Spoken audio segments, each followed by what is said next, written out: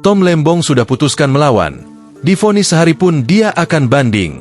Mantan Menteri Perdagangan, Mendak, Thomas Trikasih Lembong alias Tom Lembong tidak terima divonis 4,5 tahun penjara dalam kasus impor gula. Tom Lembong mengajukan upaya hukum banding. Ia banding.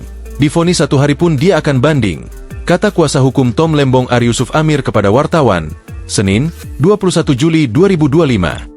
Ari mengatakan Tom Lembong tidak mempunyai niat jahat untuk merugikan negara dan tidak ada kerugian negara. Ari menyebut Tom Lembong tidak melakukan kesalahan apapun. Karena pertama, dia meyakini dia tidak melakukan kesalahan apapun dan dia tidak punya niat jahat untuk melakukan kejahatan, ujarnya. Dia tidak pernah berniat untuk merugikan keuangan negara. Tidak ada itu, dan faktanya tidak ada kerugian negara itu, imbuhnya.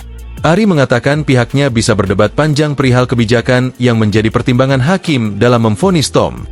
Ari menyebut jika mau diuji bisa dihukum administrasi negara, bukan di hakim hukum pidana.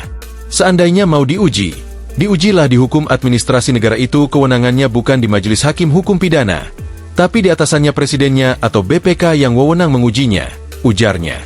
Ari mengatakan Tom Lembong tidak layak dihukum. Dia menyebut Tom tidak melakukan kesalahan apapun. Jadi kesimpulannya Tom Lembong tidak melakukan kesalahan apapun jadi tidak layak dipidana 1 hari pun, ujarnya. Tom Lembong divonis hukuman 4,5 tahun penjara. Hakim menyatakan Tom bersalah dalam kasus korupsi kegiatan impor gula di Kementerian Perdagangan RI. Tom dibebankan membayar denda 750 juta rupiah.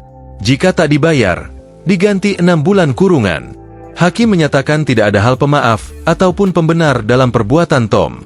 Meski demikian, hakim tak membebankan uang pengganti kepada Tom Lembong. Alasannya, Tom Lembong tidak menikmati hasil korupsi. Hal tersebut juga masuk sebagai salah satu yang meringankan Tom Lembong. Download Tribun X sekarang, menghadirkan lokal menjadi Indonesia.